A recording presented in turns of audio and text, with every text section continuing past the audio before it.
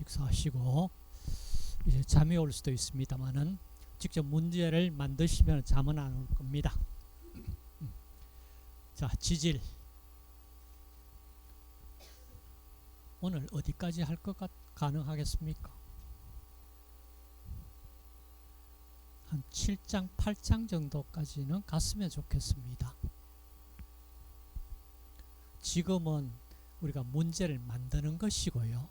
그러니까 기출 문제에서 올해 아무래도 출제 가능성이 높은 문제를 키워드 가지고 자기가 자기 문제를 한번 만들어 보자, 이 차원이고, 시험 우리가 교재로, 특강 교재로 지금 하고자 하는 것은 이거 다음에 문제를 보도록 할 겁니다. 문제 다 보는 건 아니고 진짜 우리가 이거는 꼭 보고 넘어가야 되겠다 정도 문제만 보고 넘어가도록 합시다. 자, 우선 지질입니다. 자, 지질 분류 및 특성에 대한 내용입니다. 지금 매년 한 문제에서 세 문제, 지금 올해 세 문제 나올 것이다 라고 생각을 하시고, 세 문제 기존 5년 동안에 뭐가 나왔느냐 한번 보세요. 자, 보시면은 유지 자동 산화, 그 유지 산화 얘기입니다.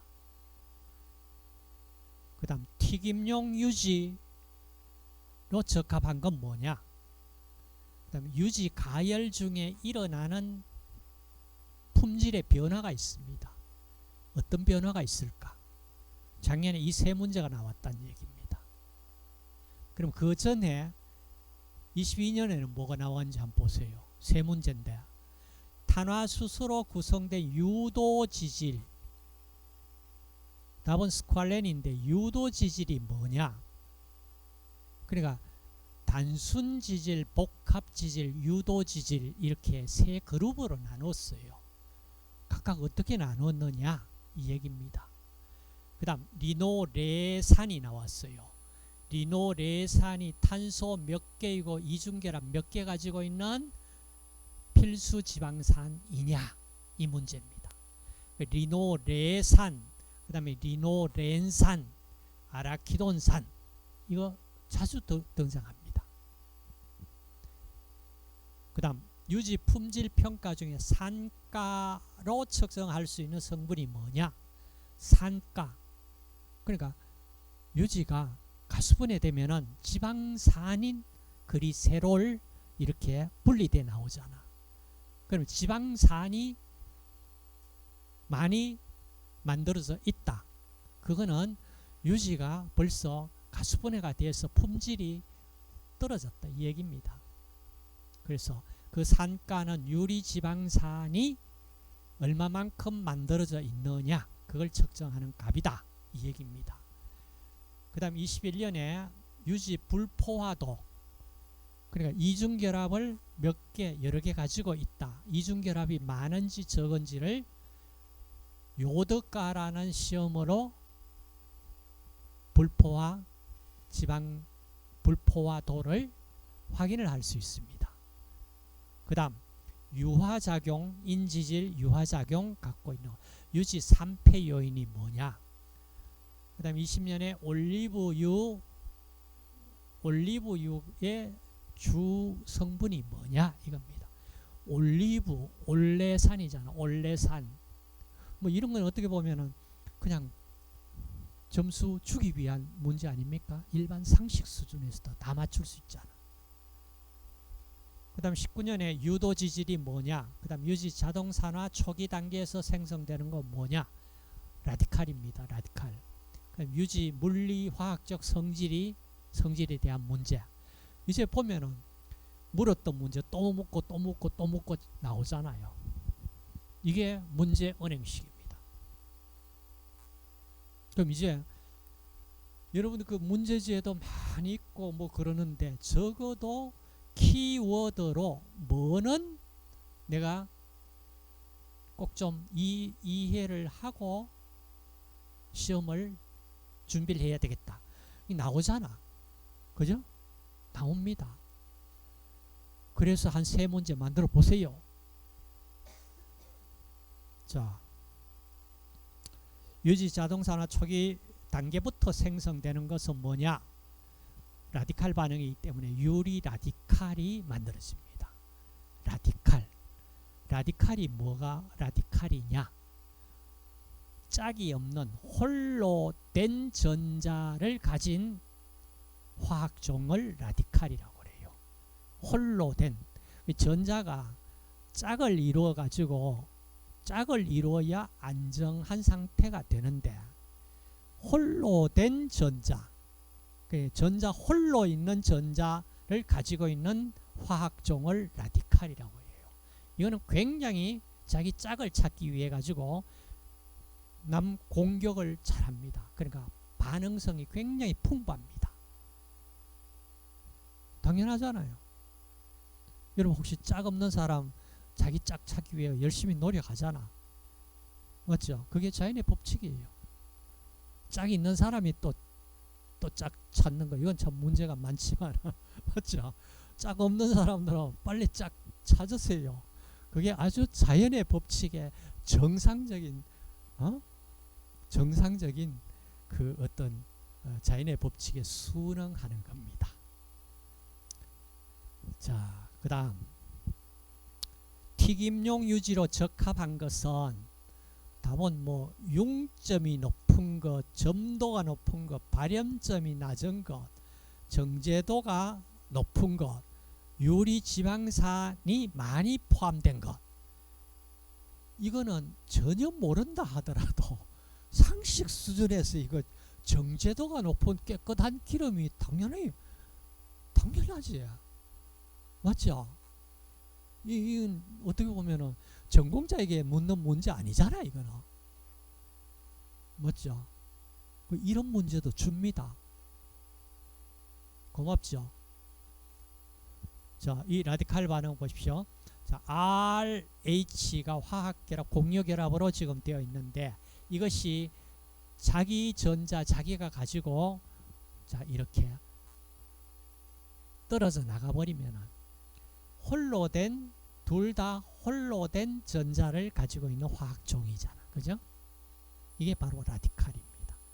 자, 이 라디칼은 굉장히 반응성이 크기 때문에 정상적인 세포도 공격해버리고 심지어 뭐 DNA 정보까지 들어가서 공격할 정도 같으면은 이거는 심각한 문제 일으킬 수도 있겠죠. 자, 그 다음 유지 가열 중에 일어나는 변화는 이 요덕가 감소입니다. 그 요덕가라는 게 뭐예요? 불포화 이중결합이 많으면은 그 이중결합에 요드가 첨가 반응, 부가 반응이 일어날 수 있어요. 그래서 요드가가 높다는 얘기는 불포화 결합을 많이 가지고 있다 이 얘기입니다. 그래서 유지를 계속 가열을 하면은 불포화 결합이 자꾸 사라집니다. 그 요도만 거기에 이중결합에 첨가 반응, 부가 반응 일어날 수 있는 게 아니고 여러분들 왜 경화유 그러는 거 있잖아, 그죠? 그거는 이제 불포화 결합에 수소를 갖다가 첨가 반응을 시킵니다. 그러면은 액체 상태가 거의 반고체 상태로 굳어집니다. 그래서 우리가 경화유를 만들어 가지고 사용은 많이 하고 있는데 그거 만들 때 수소 결합이 수소가 첨가되면서 시스 지방산이 트랜스 지방산이 만들어져요. 100% 만들어지는 게 아니고 소량의 양인데 만들어져요. 그걸 이제 우리가 섭취하는 것은 건강상 바람직하지 않다. 이제 그런 얘기예요. 여기 보시면은 탄소 이중결합 사이에 요드가 이와 같이 첨가 반응, 부가 반응이 일어납니다. 그러니까 요드가 많이 소비된다는 얘기는 불포화 이중결합을 많이 가지고 있다. 이런 얘기입니다. 자, 그다음 단백질. 자, 단백질 보시면은 세부 영역으로 두 영역으로 나누었습니다. 단백질 분류 및 특성, 그다음 식품 효소, 효소도 단백질이니까 효소는 지금 보면은 나오는 해, 안 나오는 해, 출제된 해, 그렇지 않는 해 좀 들쑥날쑥해요. 그러니까 자, 효소 미리 한번 봅시다. 어떤 문제가 나왔느냐.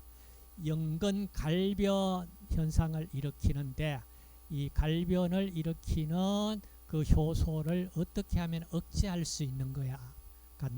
문제가 출제됐고, 그 다음 연육작용을 하는 과일 효소가 옳게 연결된 것은 키위의 액티니딘 이렇게 연결이 되어 있는. 자, 이 문제가 나오면 조금 난해할 수가 있는데, 이 효소하고 이 효소가 우리가 조리하는 데 관련돼 있는 게 가끔 가다가 한 문제씩 나와요. 그 나오니까 그건 좀 정리된 걸 나중에 시험 치러 가기 전에는 꼭 좀 외우자. 그 다음 위쪽에 단백질 분류 특성에 보시면은 한 문제에서 세 문제까지 매년 출제됩니다. 자, 출제된 내용 보시면은 자, 저쪽에 작년에 나왔던 건 올해 나올 확률은 조금 떨어지니까 저 떨어진 2019년 문제부터 한번 보자. 염기성 아미노산 어떤 게 염기성 아미노산이냐 물었습니다. 그 단백질 정색 반응, 단백질 열 변성에 대해서, 그 다음 20년에 아미노산 음전화, 양전화 합이 0인 pH 값이 뭐냐? 이 등전점입니다. 등전점. 우리가 이렇게 잘 알고 있잖아. 그 다음 21년에 유도단백질이 어떤 유도단백질이라는 게 어떤 종류이냐? 그 다음 pH 4.6 4.6에서 용해대가 최소인 단백질이 뭐냐? 야, 이거 꽤나 이렇게 나와버리면 좀 헷갈린다, 그죠? 그러니까 산성 영역에서 용해도가 최소다. 산성 영역에서, 그러니까 중성 영역에서 용해도가 최소다. 이 얘기는 바로 등전점이라는 얘기예요. 등전점. 자, 등전점이 중성 영역이냐, 산성 영역이냐, 염기성 영역이냐 이걸 물었는 거예요. 그 다음 염류에 의해 변성되는 단백질 식품. 2022년에 아미노산의 설명. 자, 글라이신은 부재탄소가 없는 아미노산이다. 그 부재탄소, 카이랄 탄소에 대해서 물었습니다. 그러면서 카이랄 탄소는 탄소에 우리가 결합할 수 있는 치환기가 4개가, 손이 4개잖아. 그 4개 각각 다른 종류를 가지고 있는 탄소를 부재탄소, 영어로 카이랄 탄소라고 그랬잖아요.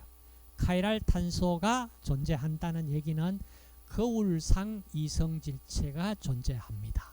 자, 그럴 때 부재탄소가 없는 아미노산은 딱 하나 있잖아요. 글라이신입니다. 글라이신 구조식 한번 써보세요. 기억납니까? 가장 간단하잖아. 글라이신 구조식 그려보시고, 그 다음 펩타이드 사슬이 2개 이상 있을 때 뷰렛 반응으로 적자색 반응을 일으킵니다. 반응을 나타냅니다. 그 다음 작년 채소의 포리페놀 합성에 필요한 방향족 아미노산은 채소에서 포리페놀 합성에 필요한 방향족 아미노산, 답은 티로신입니다. 그럼 쉽게 아미노산 어떤 구조식을 가지고 있는지까지가 문제에 나옵니다. 그래서 아미노산 구조식 우리가 다 한번 써보자 그러면서 했죠. 그죠? 그냥 했는 게 아니다 이 얘기입니다. 그 다음 족편을 만들 때 불용성 단백질이 가용성 단백질로 계열화된다. 변성된 가용성 단백질은 뭐냐? 젤라틴입니다. 젤리 만든 젤라틴입니다. 다음 유도 단백질은 뭐냐? 펩톤. 유도 단백질 언제 나왔었어요? 2021년에 2년 전에 문제 그대로 또 나왔잖아요. 똑같은 문제는 아니고 뭘 바꿔도 바꿨잖아. 그렇죠. 자, 이렇게 해서 뭘 바꿔도 바꿔가지고 키워드는 지금 매년 이렇게 계속 돕니다. 왜? 문제 은행식이기 때문에. 같은 키워드에 문제가 몇 문제씩 들어가 있어요. 근데 그게 뽑아냈을 때, 추출해서 뽑아냈을 때 거기에 나오면은 이렇게 매년 단백질 분류 특성에 대해서 3문제씩 출제가 되더라 이 말이에요. 그럼 이 출제되기 쉬운 이 영역의 문제만 좀 일단은 정리하면은 반 이상은 맞출 거 아니냐. 맞죠? 지금 이거 이외에도 우리가 실제로 공부했는 부분 굉장히 많아요. 세세한 부분까지 했어요. 했지만 그거 다 머릿속에 담아가지고 준비할 수 있겠느냐? 힘들어요. 그러니까 아예 여러분들 문제 보시고요.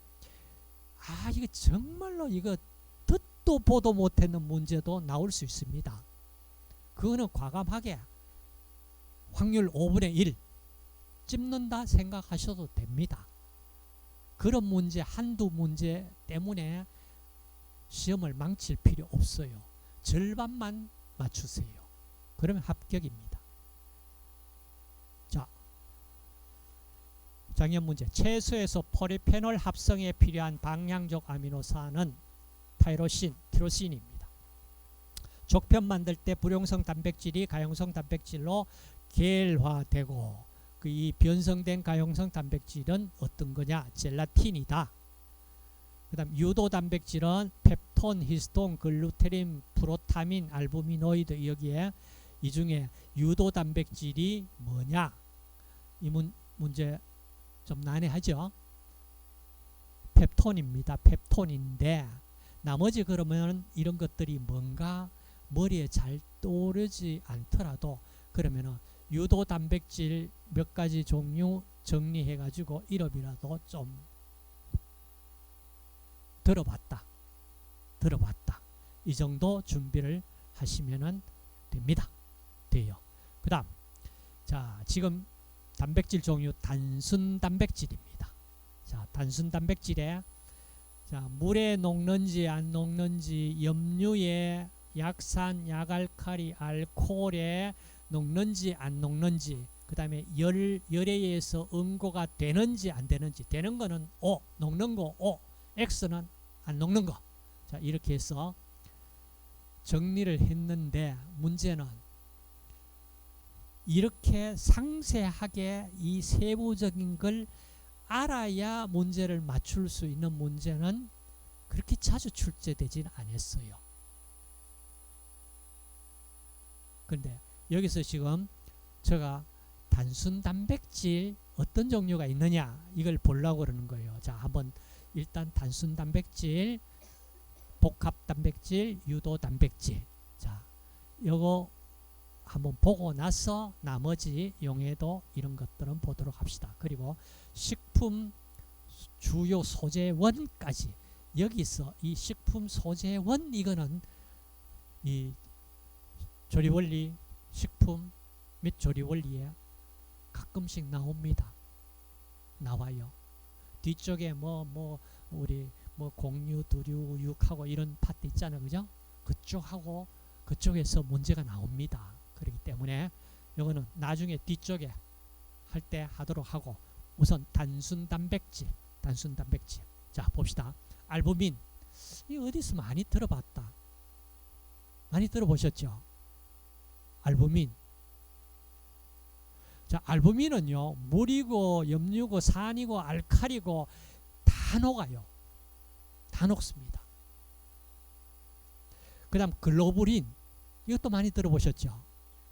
우리 혈액 속에 알부민, 글로불린 다 있습니다. 자, 글로불린. 물에는 안 녹아요. 나머지 염류, 약산, 알칼리에 다 녹아요. 글로불린. 주로 여기 특징에 보시면 동식물 중에 글라이신을 많이 함유하고 있다. 글로불린 주성분이 글라이신이 주성분을 이루고 있다 이 말입니다. 글로불린 이름이 글라이신 뭔가 좀 연관이 있죠. 알부민은 동식물 널리 존재합니다. 그 다음 글루테린입니다. 글루테린 식물 종자의 식물성식과 쌀, 밀 속에 글루테린 들어있는데 쌀에 들어있는 글루테린을 다른 말로 오리제닌 그럽니다. 많이 들어보셨잖아. 밀에는 글루테닌 그럽니다. 그럼 올리제닌 글루테닌이 뭐고 단백질 단순 단백질의 한 종류인 글루테린이 주성분이다 이 말이에요. 글루테린은 물에도 염류에도 안 녹습니다. 그러니까 녹지 않아요. 안 녹는다는 얘기는 그냥 그 형태 그대로 유지할 수 있다 그 말이에요. 그 다음에 산알칼리는 녹습니다. 그 다음 프로라민. 자, 프로라민 뭐 식물성 식품에 보리, 밀, 옥수수 여기에 프로라민 다 들어있어요. 근데 프로라민 보리의 프로라민을 이름을 해서 호리데인이라고 이름을 불렀습니다. 밀에는 글리아딘, 옥수수의 제인 많이 들어보신 이름이죠. 바로 이겁니다. 자, 프로라민 그러면 이게 무슨 이 단백질은 뭐가 많이 들어가 있냐 하면 프로린이 다량 함유된 단백질입니다. 프로린이 많이 함유되어 있어 가지고 프로라민 이렇게 이름을 불렀습니다. 근데 특이한 게 보세요. 뭐예요? 알코올 60에서 80%일 때 프로라민은 알코올에 녹아요. 나머지는 전부 다 알코올에 녹지 않고 응고돼 버립니다. 안 녹아요. 근데 프로라민은 녹습니다. 그 다음 히스톤 염기성 단백질로 핵산과 결합되어 있다. 히스톤 그 다음 프로타민 그 다음 알부미노이드. 자, 제일 위쪽에 알부민은 물하고 염류, 약산, 약알칼리에 다 녹아요. 근데 알부미노이드는 다 안 녹아요. 쉽게 얘기하면 어디 우리 털이라든지 손톱 뭐 이런 뭐 콜라겐 뭐 이런 것들이 물에 녹아버리면 어떻게 돼요? 머리카락이 세수하고 머리 한번 감고 나면 이게 다 녹아버려. 큰일 나죠. 전혀 안 녹습니다. 그래서 알부민, 알부미노이드 하면은 뭐 부정 아니다 이런 뜻이잖아. 자, 그래서 이런 것들을 우리가 단순 단백질이라고 이름을 부릅니다. 자, 그러면 단순 단백질 이름을 받고 주요 소재원은 다음 각 장에 연결됐을 때 좀 한 번 더 마무리하시고. 자, 단순 단백질 이름 받습니다. 그럼 이제 이것 중에 단순 단백질은 그러면서 물으면 문제 나오면은 이거 처음 들어봤는 거다 이러면은 좀 곤란하잖아. 그죠? 그 다음에 이제 복합 단백질입니다. 복합은 글자 그대로 순수한 게 아니고 뭐 두 종류 이상 혼합되어 있다 이 얘기입니다.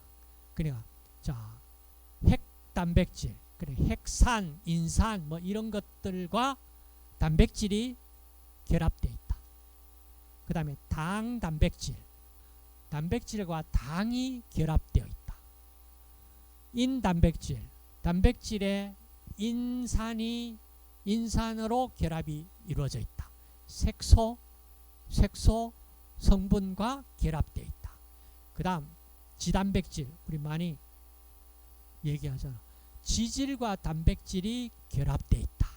대표적인 게 인지질, 단백질 결합되어 있는 자 이런 것들. 쉽게 가면은 복합 단백질은 구분하기가 쉽죠. 단백질 앞에 뭐가 붙어 있어. 핵이 붙어 있던, 당이 붙어 있는, 인이 들어갔던, 색소가 들어갔던, 뭐 지질이 들어갔던 다 그러니까 뭐랄까 믹스드는 아니고 사실은 화학 결합으로 이루어져 있잖아. 그래서 단백질과 다른 물질이 화학 결합을 이루어 가지고 복합 물질이다 이 말입니다. 복합 단백질. 그 다음 이제 문제 자주 나왔던 게 유도 단백질이야. 유도 단백질은 뭐냐 하면은 단순 단백질, 복합 단백질 이외의 다른 한 그룹이다 이 얘기잖아. 그죠?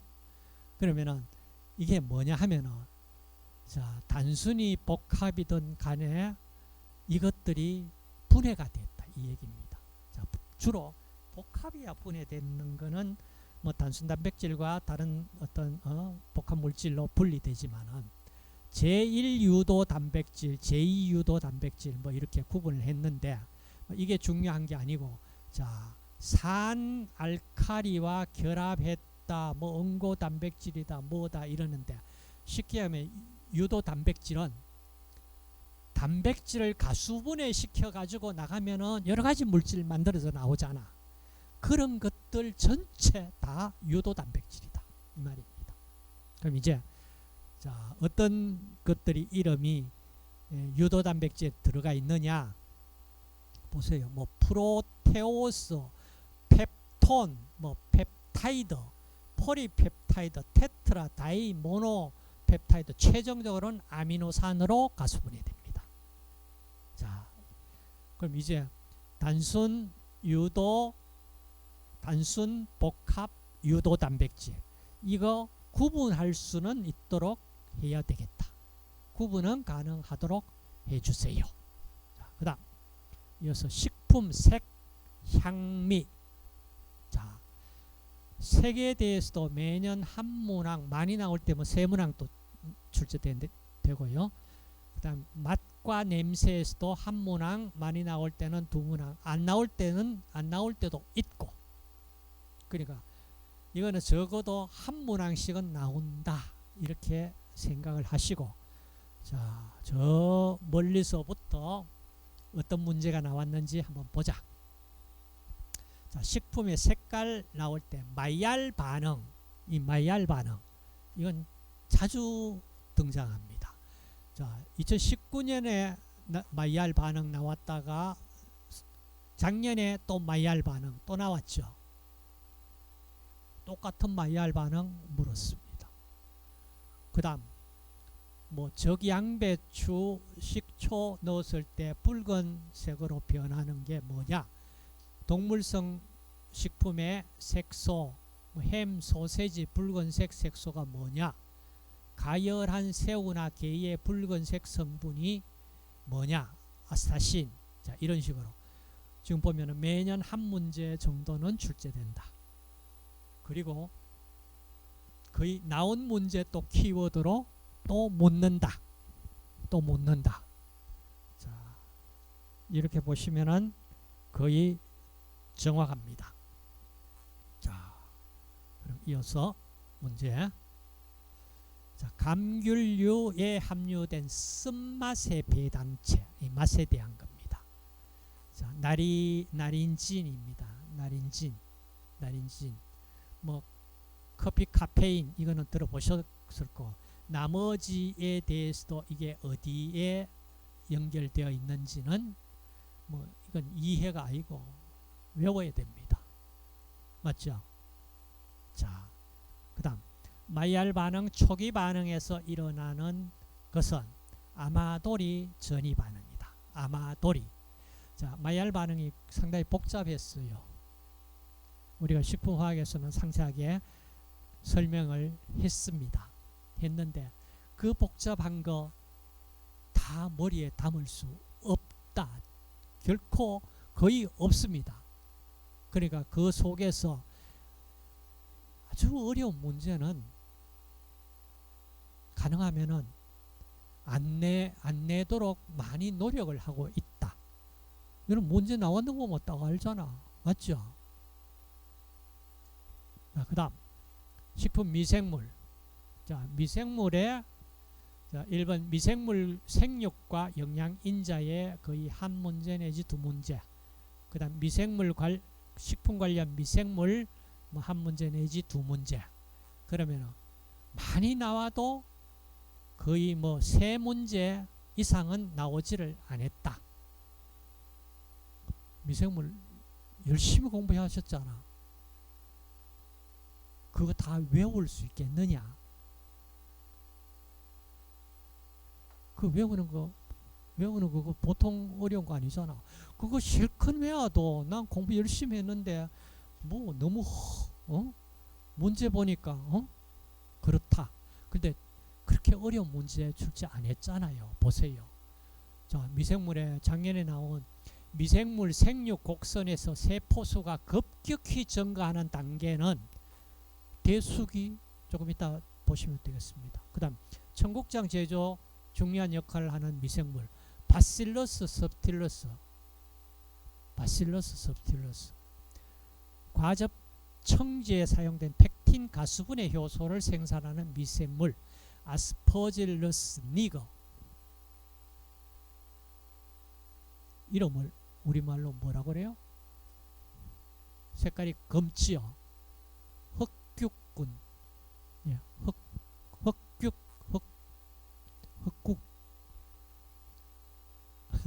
아스퍼질러스 니거가 더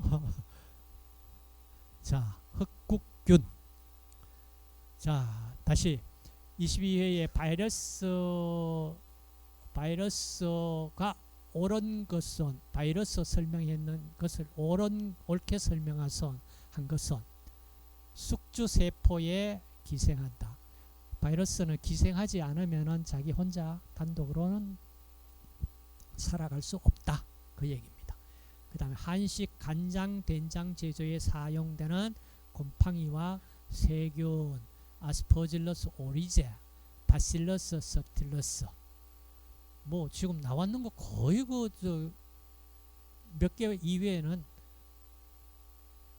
몇 개 이외에 물으면은 정말로 어려운 문제가 돼버려요. 김치 발효 초기에 관여하는 젖산과 이산화탄소 생성하는 미생물이 뭐냐?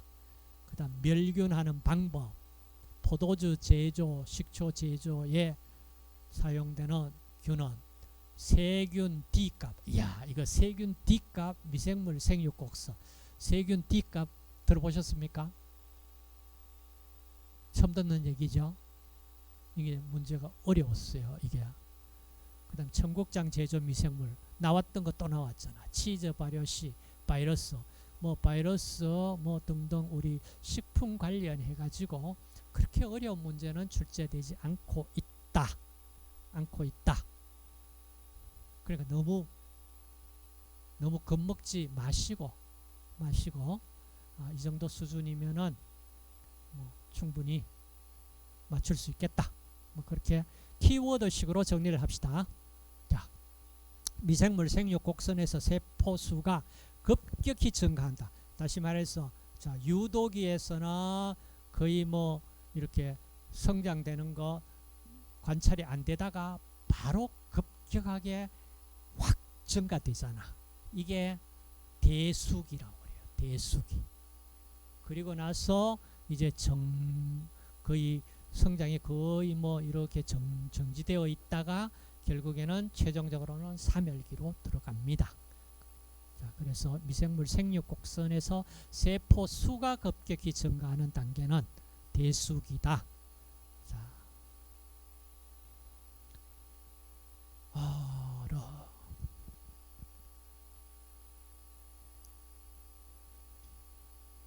자, 여기까지 우리가 나갈 수 있을까? 여기까지 한번 봅시다. 그럼. 자, 곡류, 서류, 당류. 자, 곡류의 성분과 조성 꽤 많이 출제되죠. 적게 나올 때 2문항, 많이 나올 때 2022년에 7문항을 했는데 7문항 여기 해버리면 다른 쪽에서 문제가 줄어듭니다. 그러니까 전체적으로 봤을 때는 한번 보세요. 거의 한 5문제 정도는 곡류, 서류, 당류에서 출제된다 이 말입니다. 그럼 이거 이런 데서 점수 확보 못하면은 곤란하잖아. 그러면 키워드로 보더라도 나온 문제 또 나오고 또 묻고 또 묻고 합니다. 그렇죠? 묻고 하잖아요. 자, 작년 문제. 제인이 주 단백질인 식품. 아까 옥수수, 제인 그러면서 우리가 보셨죠? 단백질, 단순 단백질에 별을 백미로 도정했을 때 백미에 남아있는 부위는 배유 부분입니다. 별을 껍질 그 다음에 살루는 제거하지 않고 남아있잖아. 그죠? 그러니까 제일 나중에 별을 백미로 도정했을 때 백미에 남아있는 부위는 무슨 부위냐? 배유 부분이다. 이거는 어디에서 우리가 식품에서 보기는 책에 나옵니까?